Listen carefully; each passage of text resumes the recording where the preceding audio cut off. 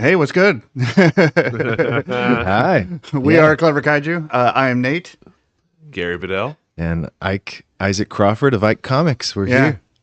So we're gonna try. We've been wanting to do like kind of like live videos or live streams and stuff for a little while. And today we were supposed to have started much earlier. Thankfully, this time around we didn't really advertise it because we knew there'd be more setup. But here we are. We made it. Hopefully you can hear us.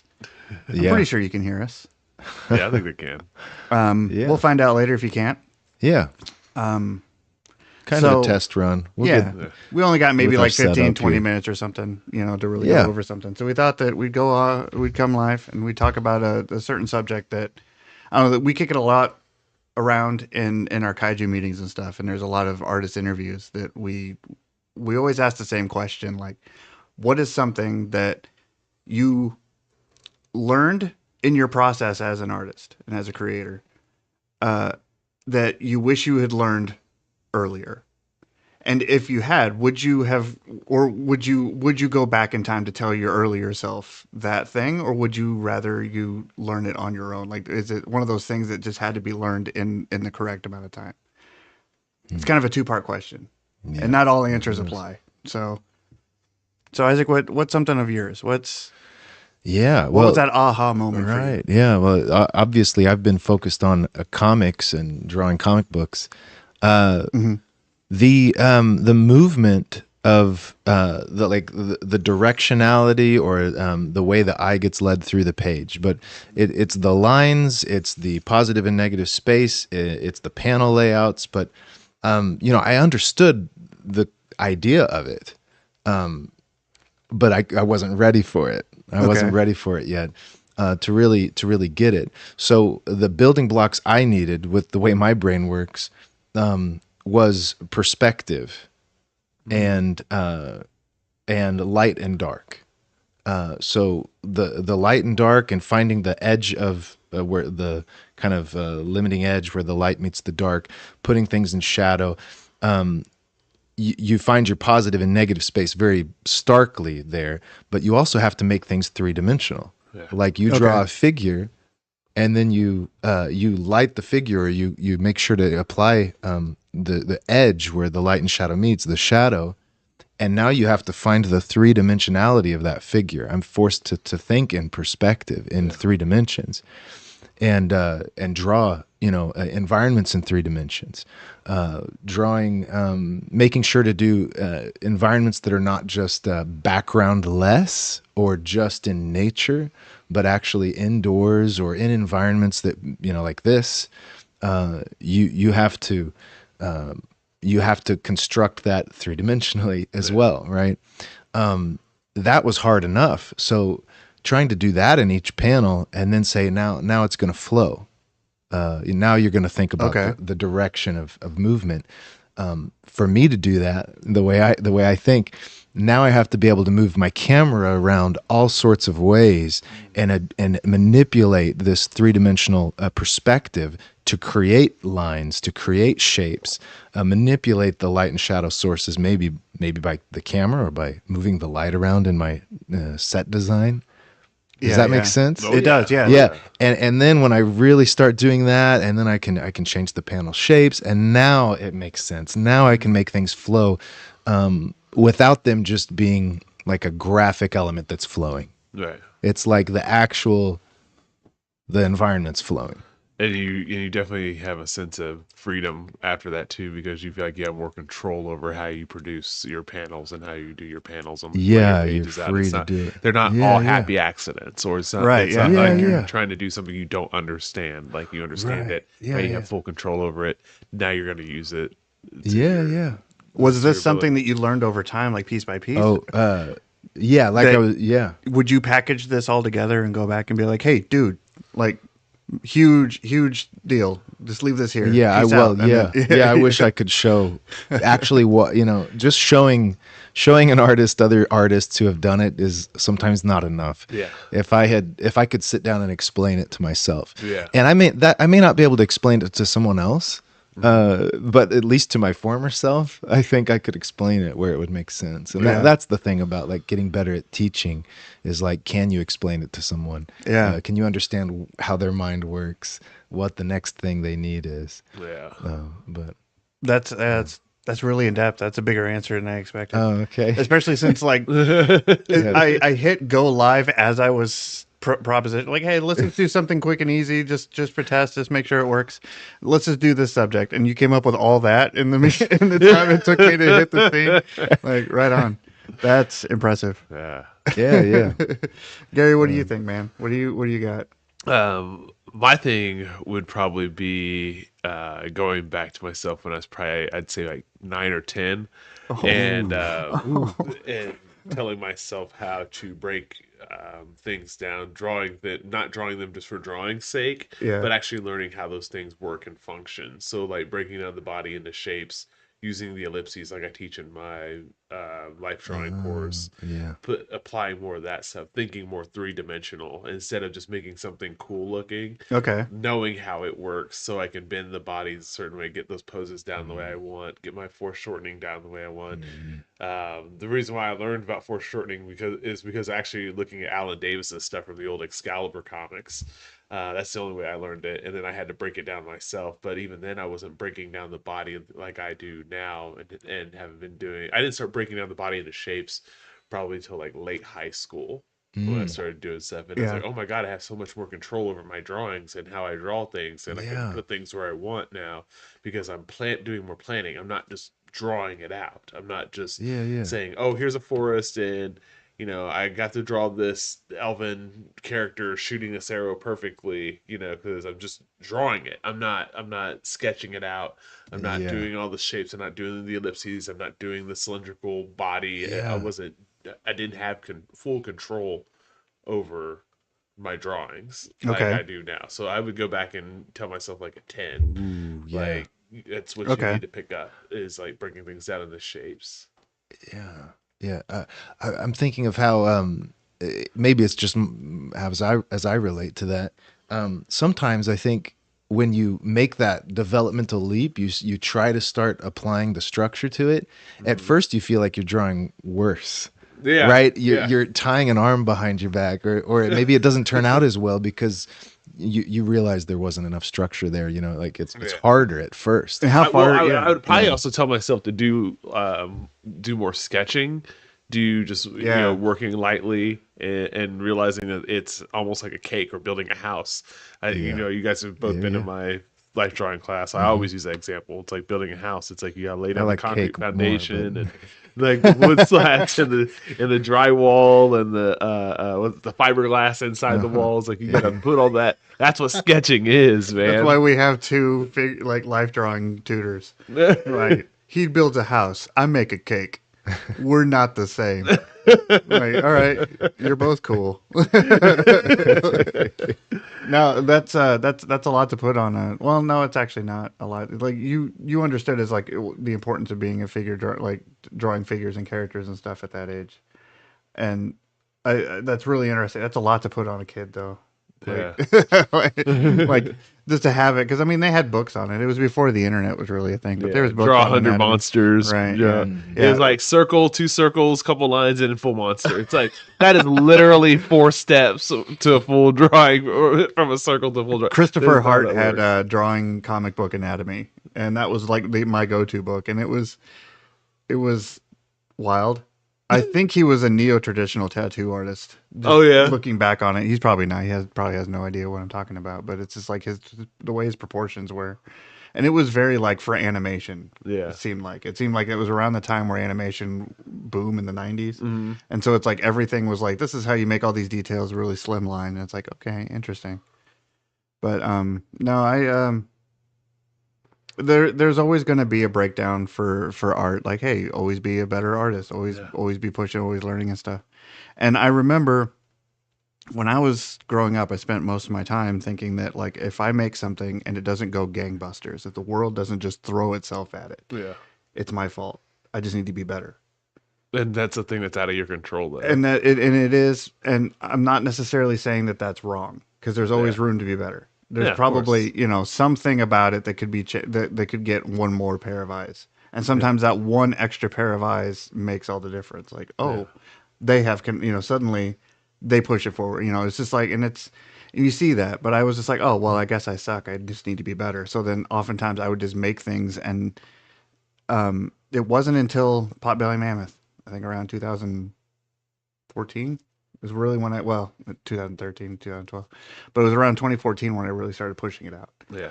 And really like getting it, set up and like have a look at it, that I realized like it was the first thing that I did to really kind of step out as an independent artist in some way.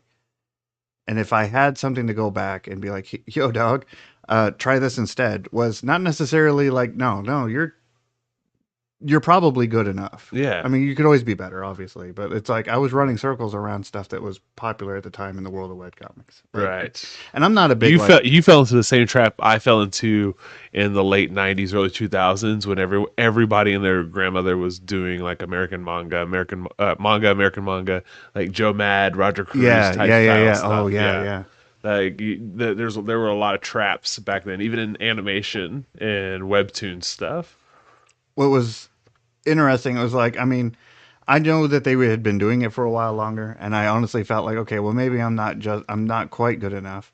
But more importantly, I was like, okay, well, maybe I am, but I think I jumped on this train a little too late. I think the whole webcomic thing was starting to die down by the time I jumped on. So I hit it extra hard. So the thing that I wish that I had learned, I'd focused on was like, hey kid, slow down. Yeah. You're fine. You're doing well. I mean, you're gonna get better as you do them because you're doing one of these whole comics like a week. Yeah, that's gonna happen naturally. Instead, focus on like marketing and the business side of it and the networking side. Because if you're relying on your website that nobody's heard about on the internet, you're just throwing a single line with no bait on a hook into the middle of the ocean where there's no fish. And it's not because it's bad. It's just that nobody's even there to see it. But the internet, the internet, you're right. The internet is great, and it's a great place to get eyes on you. But there's nothing like going to a show and meeting someone, meeting those publishers, meeting those people and like those other artists. And people get lucky. They'll throw a line, they'll throw a net out there in the middle of nowhere, and something. It does happen. But yeah, there's something about going to shows and conventions. I didn't know conventions were a thing at this time. So at this point, I didn't realize like, oh wait, no, the ocean is fine. It's just I got to find where they school, like where these fish reside. I need to go to where they hang out, because the vast emptiness is, I'm just setting myself up. And I wish I had known that when I was younger. So whatever I was doing, Nate and his like 31, 32 years old is about as far back as I'd go, and be like, hey dude, try, and not to say that the book itself or the content wasn't good enough to get some outreach. I mean, I had some interviews, I was on some, and it's cool, and it paid for itself. But like, I met Kevin later on. He was mentoring me in marketing, and we only got like a few months in before we lost him. So it's like he had a perspective that I wish I knew when I was in my 30s. That I was like, there's not enough time in our lives to catch up on what he knew and what he understood. But I wanted to try, and then so it's like that's my thing. I mean, obviously art and I'm not. I mean, there's always going to be something in that, but it's like because now I represent people, not just in Kaiju, but even with Cryptic here. Like, if I had a way to be like, hey, I like what you're doing, keep doing that, and then I had a way to like, hey, look at what they're doing. Right. You should totally get in on this. And if I had a way to do that, if I knew how to like effectively, like, hey, this is a big deal, you should care about this, and they do, and they line up for for 2 blocks, like Kevin used to do. You would all have jobs right now, is what I'm saying. All of you in Kaiju would probably have a job if I was able to do what he could do, but on that bigger scale. And that's kind of the thing I keep going back to, is like, man, I kind of wish I was a better, like, marketing and sales person. Yeah. But sometimes you got to spend that time to just create and make your thing to market. I'm not saying I regret all my efforts and time. I just kind of wish I divided it up a little bit more, like compartmentalized my efforts. I know, like, sometimes when you talk about Potbelly Mammoth and like it coming out, and younger you wasn't like was expecting to kind of catch on fast. I think that was one of the things that was happening a lot during that time. Penny Arcade, that weird adult webtoon that was like fantasy. I can't remember what it's called. I can't remember what it was called, but it was like adult based, but a lot of dick and fart jokes, that kind of thing. Yeah. You know what I'm talking about. I can't remember the name of it. The Cyanide and Happiness was one. It was just like a bunch of like just one-off inappropriate jokes and stuff. But there was some. No, this was like it's like fantasy. It had a fantasy setting to it. It was drawn. Excuse me. It was drawn really well too. But the point I wanted to make was that one of the things that we don't realize, and sometimes I don't realize, or I need to remember, is that people catching, tuning in to certain things or picking up on things isn't linear. I think that with the internet, it's kind of drilled in our brains, even especially younger people, that like the success with something is linear. Oh, it's like you're putting it out, all these people are going to catch on to it, and then you're going to be a millionaire, that kind of thing. Because we've seen so many examples of just that we don't look at the other examples that aren't linear. The people that took 15 years to be an overnight success because of something they did like 10 years ago that they forgot about. Yeah. And they're like, oh, suddenly this is a big deal. And you're like, I'm not even that kid anymore. Right, exactly. They're like, I finished that book like years ago. Like, prime example, there's an artist, you guys ever heard the song Where's It At by Beck? Mm-hmm. I got 2 turntables and a microphone. Right, yeah. Okay, don't take us off for that, YouTube. But I think it was under 3 seconds. Yeah, under 3 seconds. But there's a part in that song where he says, "I'm rocking coast to coast like my man Gary Wilson, who rocks the most." And I always wondered who that person was. Like, who is he talking about? Because I mean, again, we didn't have the internet back when that album came out. That was when Odelay came out. That was 95, 96. So later on, I found out that Gary Wilson was this artist. He put out this album called Do You Think You Really Know Me in like 1976. And so I'll say, like, I'll go back even further. I think it was like 2010, 2011. It kind of got like rediscovered by some people, but no one could find where Gary Wilson was himself. He was still alive, but nobody could find where he went. It's all an elaborate plan. Well, his album was out there like getting like this huge resurgence. Right. He didn't even know about it. Like, these people went and found him, and the people that found him gave him a deal to repress the album, and then he just like blew up again. And like, he's still making music now. He's making music. He's been on Jimmy Kimmel with Questlove. He's all over the place, and the dude's bizarre. Like, you should really check it. He's even got a documentary about himself. Dude is bizarre. You should check out Gary Wilson, man. He is a character. But it was just neat seeing how the world was picking up on this guy, and he was working in some porn store selling dildos and didn't even know that he was getting like this huge resurgence. When the world blows up on him, he's caught with his pants down. Right. He's like, oh, welcome in. We're gonna the adult store. We're here to offer you an offer you can't refuse. Like, oh, okay. But your timing kind of sucks. But that's the thing, though. It's like, it might be 10, 15 years from now, and then someone, picks up Graveyard Slaughter or picks up something else I've done, and they're just like, oh, this is really cool. Then all of a sudden it blows up, and I don't even know about it. That's just how it happens sometimes, even with the internet around. You can blow up somewhere and not even know it. Like how you said you saw your character on somebody's Jeep overseas. Yeah, I've heard a rumor that I was on a jeepney in the Philippines. Yeah, but they take everything. But like, you never know. A lot of people in the Philippines could be reading that. You might not even know. I think there are. Well, there's a few people in the Philippines that bought the book. So I mean, that may have just kind of. That might be. There's a lot of people in Manila. It's a very westernized city. It's huge. But that happens, man. Like that's a real thing. But that's the thing with jeepneys, and it was flattering because of, like, the way they do jeepneys. They were previously World War II trucks that individually bought and then just barely maintained, and they turned them into like basically like public transport. And they would pack all kinds of people that they could, as many people as they can, and chauffeur them around. And so they would decorate these things with whatever they could find, anything that would grab anybody's attention. So all kinds of comic book, like Batman and anything that they think anybody would see would recognize, and they would just cover them. rumor has it there's a mammy on the side of. That's so cool. That's so cool. I in my head, it's like this big vinyl thing, like off like the whole back door of a Jeepney. Yeah, I pictured the big back wheel. Like the chances are it might just be one of the stickers that came with the book that somebody bought and slapped it on there when they jumped in there. But yeah, you're gonna go over there and there's gonna be like plushies of this thing and like a like amusement park. Yeah, like bootleg like amusement park. And you're not gonna be mad about it. You're gonna be like, this is kind of cool. Every time my wife goes back, I'm like, look for Mammy. She says, I will. I don't He's gonna find like Potbelly Mammoth Land over there. Yeah. Whole big, park. 7 foot tall, like mammoth, like plushy guy walks up. And wait, I know you. I don't even have a plushie here. That would be awesome if there was just like this whole merch store. Like, I'm the guy that's like, if you steal my property, I'll be flattered. But yeah, could you imagine? I know. Oh my gosh, they got the mammoth ears, like Mickey Mouse ears. Like, oh Jesus Christ, dude. I'm like, man, I need I'm flattered. Some of that. Can I at least get a plane ticket for free to go buy my own merch that was stolen from me? If I bring a Coke can, will you let me in half price? Give me a Coke can. I promise I won't just throw away the Coke can.